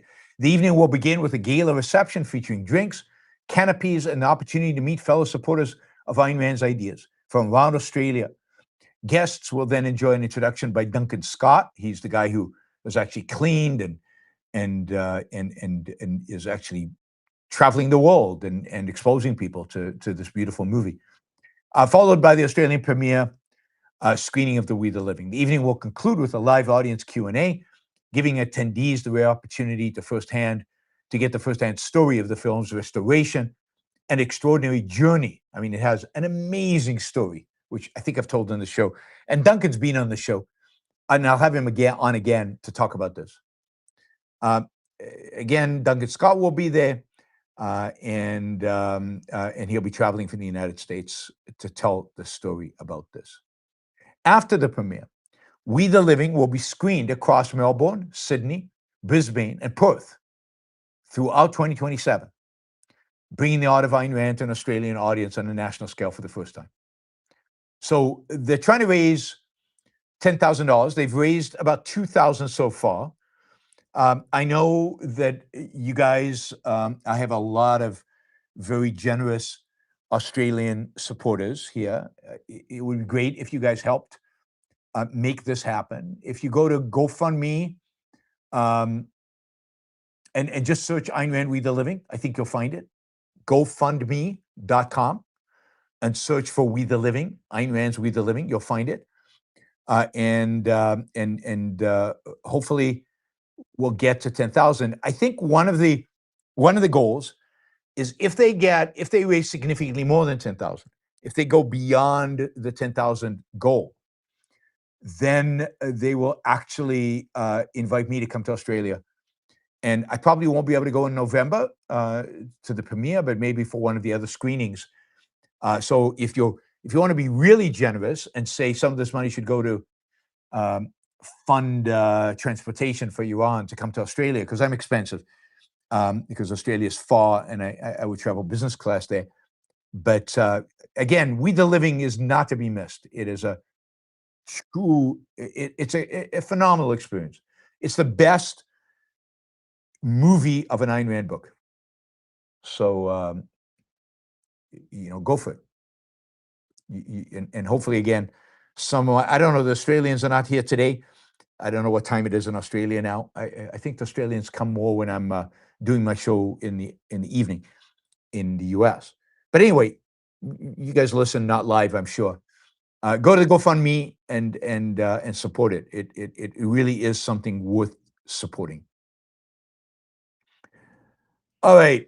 What else did I want to say? Yes. Ayn Rand Institute. Remind you of the Austin Conference. The Austin Conference, anybody can go, but if you're under 35 years old or 35 and under, you can get a scholarship.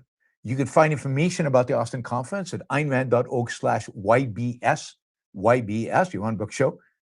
And you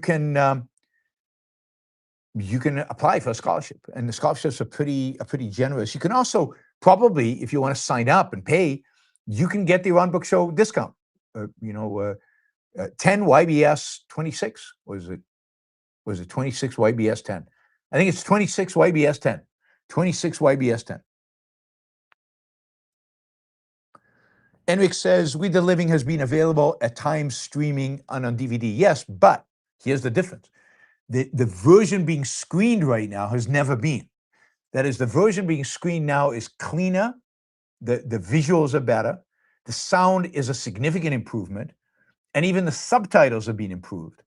And that version, that cleaned up version, has never been streamed or in DVD. So I encourage you to go see it. Hopefully, Duncan at some point will put it up on Netflix. But I think at this point, he's trying to create these kind of events in different countries where people come and they experience it firsthand. So help make this happen in Australia. Those Aussies, they really need it at this point. All right, Alex Epstein is the #1 authority on all things energy and data centers and fossil fuels. I mean, check out his unbelievably educational and enlightening Substack, alexepstein.substack.com, alexepstein.substack.com. hendershotwealth.com/YBS, hendershotwealth.com/YBS. Hendershot Wealth is a sponsor of the show, and they offering products that help you save a lot of money on capital gains taxes. Maybe you got some SpaceX stock that just went public and you're going to sell it and have a massive capital gains liability, particularly if you live in California. And, they have strategies and they work with companies to create strategies that will basically defer your capital gains tax way into the future, reduce your capital gains tax liability significantly. Actually, the company that Hendershot is working with, AQR, has actually been in the news for having these tax strategies, and have been accused of helping people evade their taxes. So it works. It works. All right. Finally, Michael Williams at Defenders of Capitalism. As you know, Defenders of Capitalism is a sponsor. I've been working with Michael Williams on Defenders of Capitalism website and the project for many years. The one place where Defenders of Capitalism is put into action is a leadership program of the Rockies, which is a training ground for anybody who really wants to be engaged in politics and in cultural activism. It's a program with about 60, 70 people. They meet once a month on a Friday for 9 months for a full day of lectures, debates, discussions, and training in how to become a better communicator of ideas. And Michael and I basically do the capitalism segment of this. We basically defend capitalism as part of leadership program of the Rockies. Now, people fly in for this from all over the country. It's not just in Colorado. So you can fly in from anywhere and do it. And it's a fabulous program. Again, I've been involved since 2003. I've been teaching there. I go at least twice, sometimes three, sometimes more a year to give a talk at Leadership Program of the Rockies and on capitalism, on foreign policy. And they've used other people. They've had Brad Thompson. They've had Ilan Jono. They've had, I think Peter Schwartz was there once. Anyway, they've had other people speaking there over the years, objectivists. And you should check it out. You should check it out. Leadershipprogram.org. Leadershipprogram.org. And do it now. Do it today, because registration for the program, and you have to be admitted, you have to apply. It's competitive and it costs money. But leadershipprogram.org, that's where you find the information. That's where you can apply. All right. Okay, finally, I want to remind you all, Super Chats. Let's see, how are we doing on Super Chats? We're going to go into the third hour, but we still need basically $100, $96 to make it the second hour goal. So let's try to do the $96 at least, and maybe even creep into the third hour, which would take us to another $250. But that'll be great. Patreon. Don't forget, you can support the show on a monthly basis on Patreon. If you're listening on a podcast, now's a great time to just put that aside for a second. Go to Patreon, become a monthly supporter, and then forget about it. Don't have to worry about it. At $10, you get the actual podcast with no commercials. You've been asking for this for years now. I want a podcast without commercials. Well, you can get it for $10 a month. So go to Patreon, sign up for 10 months for $10 a month on a regular basis. You don't have to think about supporting the Yaron Brook Show anymore, and you get the podcast for free. Of course, you can also do 25, where you get to participate on the panel of the AMA once a month. You could do 100, you could do 500, where you get once a month one-on-one with me. So you can do it at any level, but $10 is the entry point, because that's a great entry point, because that's where you get the podcast commercial free. All right, let's jump in with the Super Chat. Now, I got a Super Chat question emailed to me a while ago, and I've been derelict in not getting to it sooner. So I'm going to answer it now. I'm not going to mention the name because he'd like to be anonymous, because it's a kind of a personal, intimate question. So I'm going to do it anonymous. So I'm not going to say who it is. But here's the questions from a young listener. It says, as a young objectivist, I'm sexually drawn to women I share no values with. Strangers, friends. Friends sounds weird, because friends are people you should have, I assume you share values with. right? So that seems conflicted unless your friendships are not value-oriented, and then that's a problem too. He says, I manage it with paid happy endings. How should I think about desire that doesn't track my values? And what's a rational view of sex? I mean, that's a big topic, but let me at least let me answer part of this. So how do you deal with it? Well, first, I think you have to really ask yourself why. And you have to really introspect about why is it that you're sexually attracted to strangers? And why is it that you've divorced sex from values, from love? Now, I get, you're young and you have sexual desires, and you might be attracted to,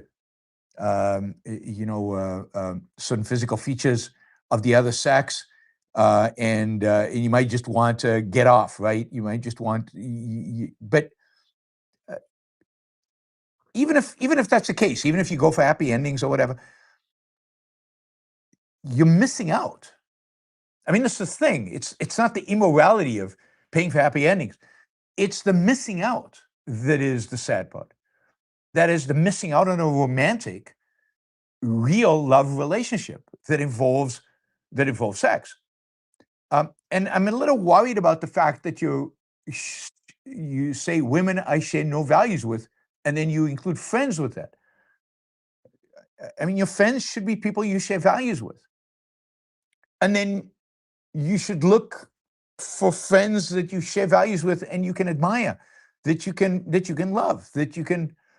Now, you're saying that's just not how your sexual attraction works. Well, a few things. One is, I worry that you convince yourself of that, and that maybe porn has convinced you of that. Maybe consuming porn has convinced you of that. That sex is this materialistic thing that is unrelated to love or actual values, and you've kind of shut that off. But I'd say if that's the case, if it truly is that your sexual desire does not track your values, or that if you find a woman that you value, you're not sexually attracted to her, then I think you should go see a therapist. I mean, I don't know how to undo that, but that is, you're missing out on a big chunk of life, and an important chunk of life, on a level of intimacy you cannot achieve with a happy ending or with a prostitute or with one night stand.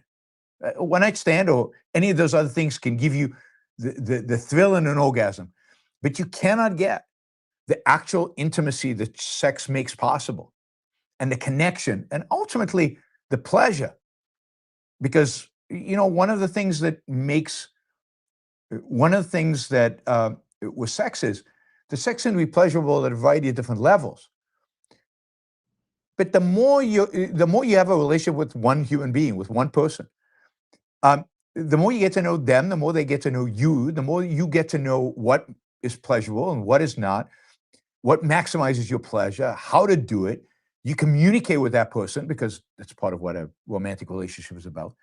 And you make it as pleasurable as possible for you. You optimize. You can't do that in a one-night stand. It's a one-night stand. How well could you know the other person? They know you, and have this kind of communication, and explore.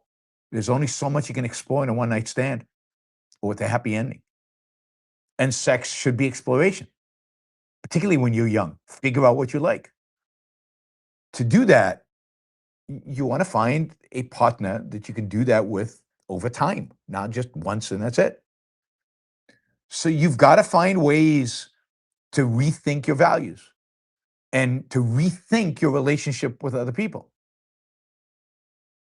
So sex is an incredibly important part of life, but it's an incredibly important part of life because it's an incredibly important part of romantic love. What's really important is the romantic love and its manifestation in sex. Sex is not that important if all it is one night stands and happy endings. It's just,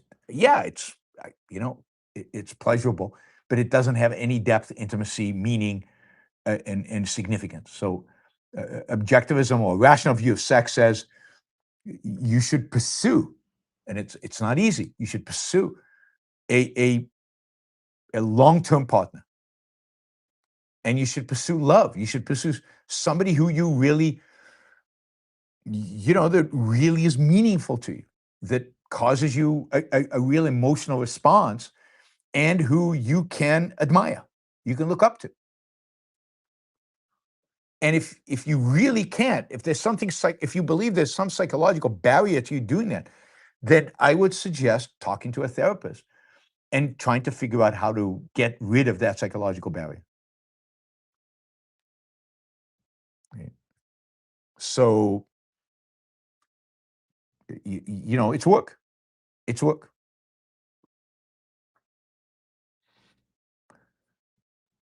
All right.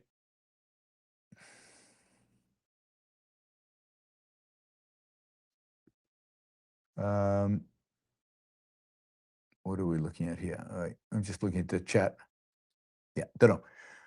Hopefully that answers your question. And if you want to follow up, feel free to do it. I'll try to answer it faster than I answered that one. Sorry about the delay. All right. Let's jump into the questions. And again, we're $96 short. So stickers, 2, 5, 10, 50, 100.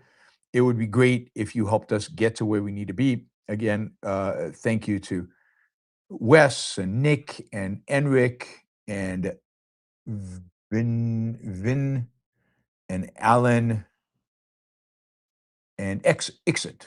So all of those are stickers. You too could be thanked by me by becoming a sticker person. Come and become a sticker person. You don't have to ask a question. You just support the show. All right. Value for value. You're getting a value by listening, I assume. You should pay for it. Andrew, I was surprised and disturbed to learn that Tucker earned $20 million podcasting last year. I knew he made good money, but not that much. How do you make philosophical sense of evil irrationality yielding such a material reward? Where is the justice in that? Well, we don't live in a just world. We don't. There is no justice in it. The reality is that people love Tucker. I mean, millions of people watch him. And if millions of people watch you, then there are lots of people who would like to sell products on your show. And you could charge a lot of money for selling products on your show. And that's how you make $20 million. And of course, if millions of people watch you, then if you come and give a lecture somewhere, thousands of people will come or hundreds of people will come. So people can pay you a lot of money to have you come and lecture because a lot of people will come and pay to hear you. So it's just a market, right? Tucker is producing something that is in demand. I am producing something that's not. That's the reality with which we live. There is no demand for the stuff I'm supplying, or there's very little demand, right? As compared to Tucker, right? So, yeah, I mean, when there's an objectivist who is generating $20 million from podcasting, and an objectivist who's fairly consistent with objectivism, we'll know we're making real inroads in the culture because now there's demand for objectivism. Right now, there's none. Right now, there's none. And maybe there are ways to increase that demand. Maybe there's ways to get closer to Tucker in terms of viewership and in terms of income. But it certainly seems to be hard right now. But yeah, the world we live in is not just. The world we live in is not just. And markets are not just automatically, right? If a culture is not just, the market just reflects the culture. And look, in an economic sense, it is just because Tucker produces $20 million worth of value for the people advertising on the show.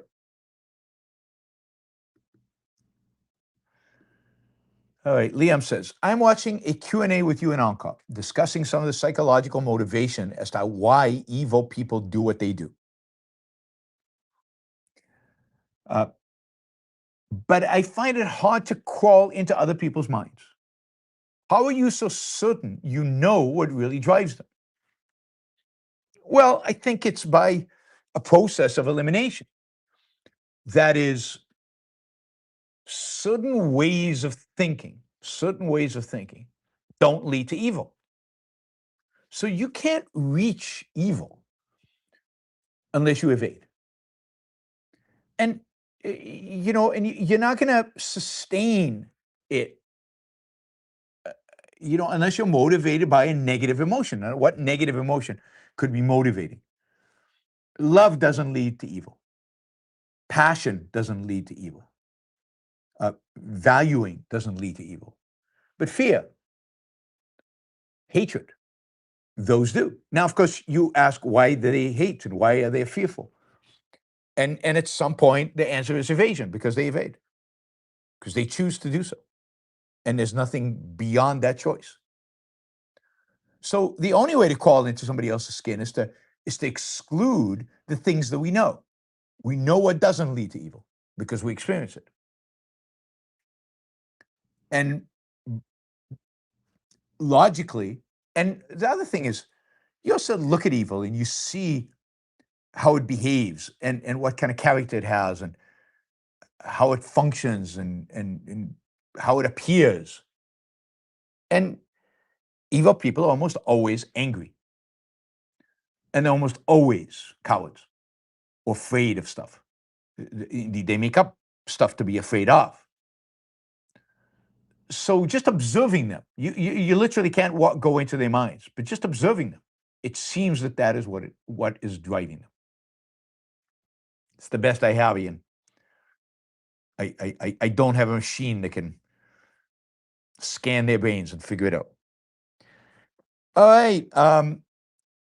Silvanos came in with $100. Thank you, Silvanos. That got us to the second hour goal, although we're 3 minutes away from the third hour. Ooh. But thank you, Silvanos. That's great. He says, hello, Yaron. Been a while. Summer is super busy for me, but I'm happy to tune in today and support. Hopefully busy good.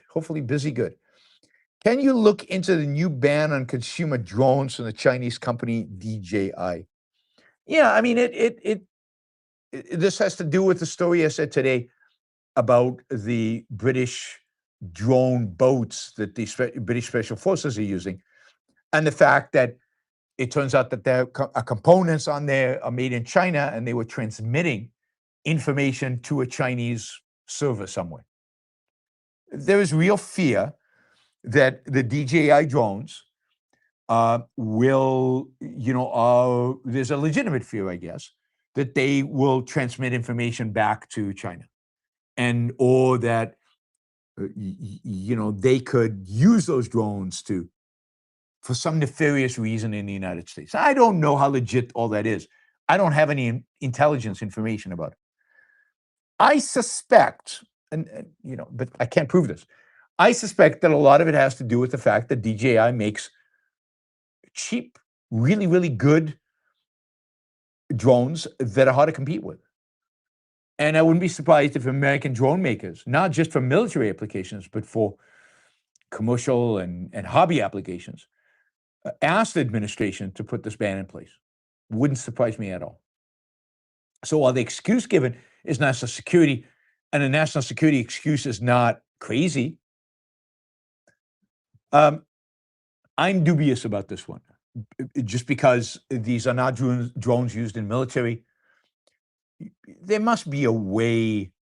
I mean, what if they do transmit information back? What kind of information could they have? It's very difficult to fly a DJI drone in any kind of sensitive area. So, for example, I have a DJI drone. I couldn't fly it near my house in Puerto Rico because I was too close to an airport. The drone wouldn't take off. They have software that suppresses its ability to take off. And you could demand that kind of software be on the drone if you were concerned. You could have zones in America that are out of reach of civilian drones. I'm sure we have that already. So my guess is they're using the national security excuse to give an advantage to American competitors.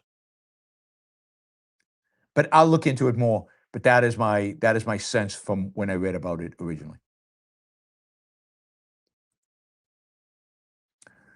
Andrew,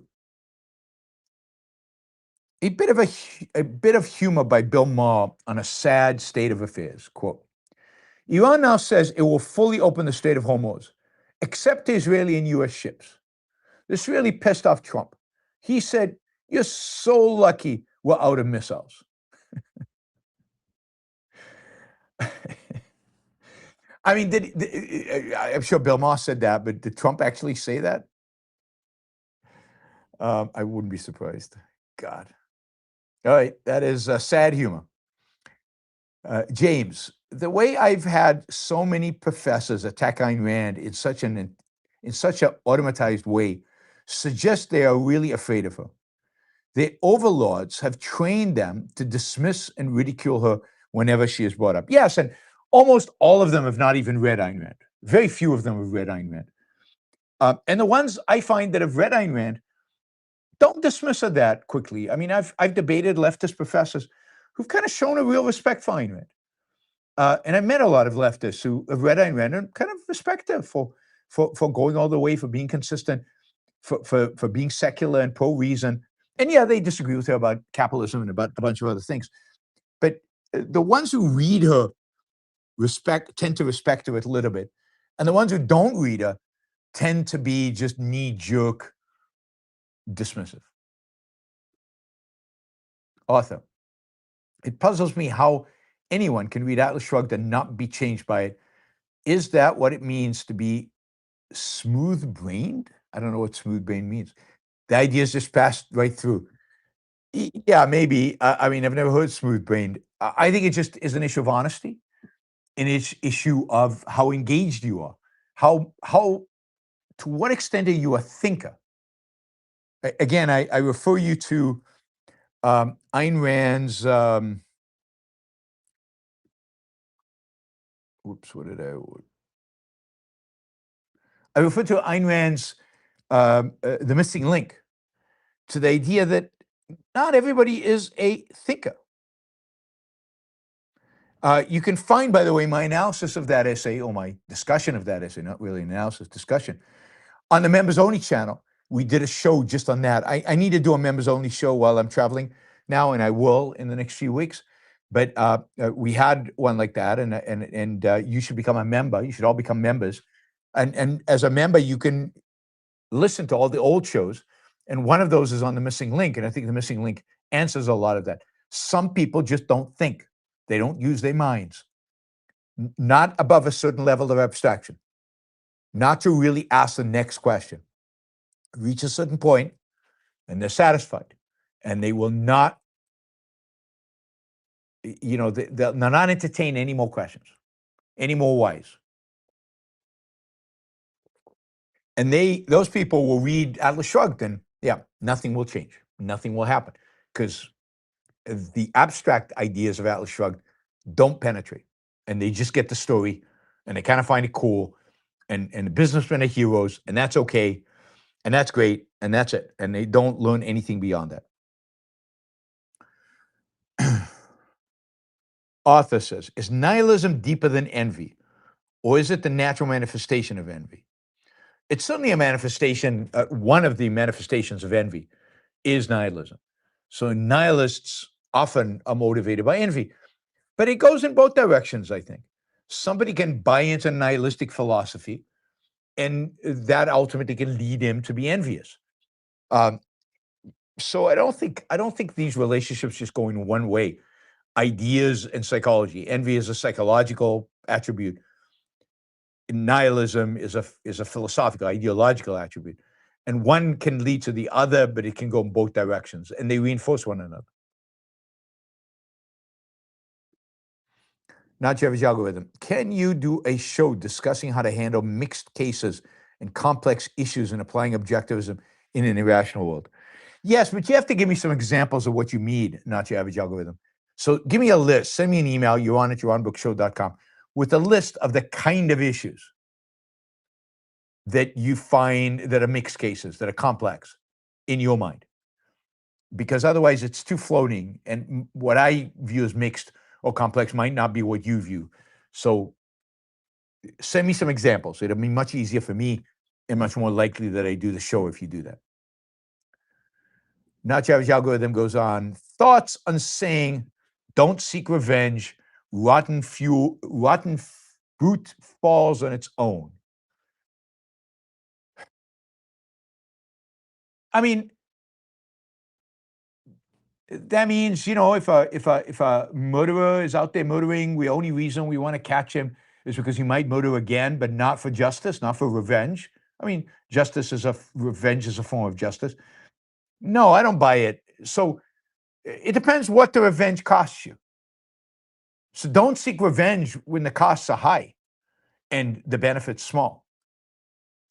But you should seek justice when you can.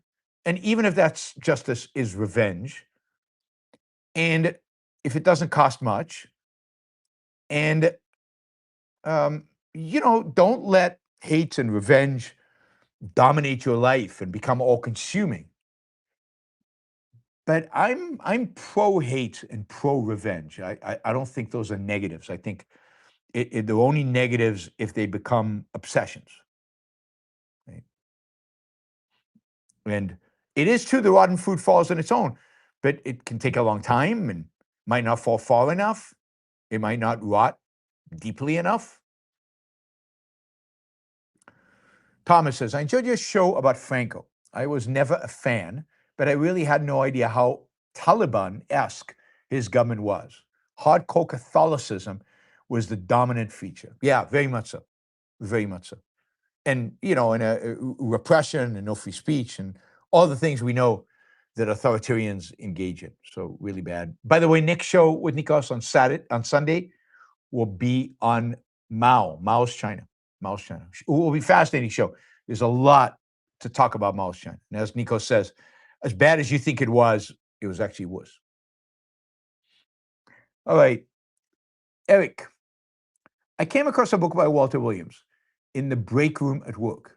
It looks like a compilation of essays and articles he wrote. After reading a few of the articles, I'm curious if you knew if he was an Ayn Rand fan.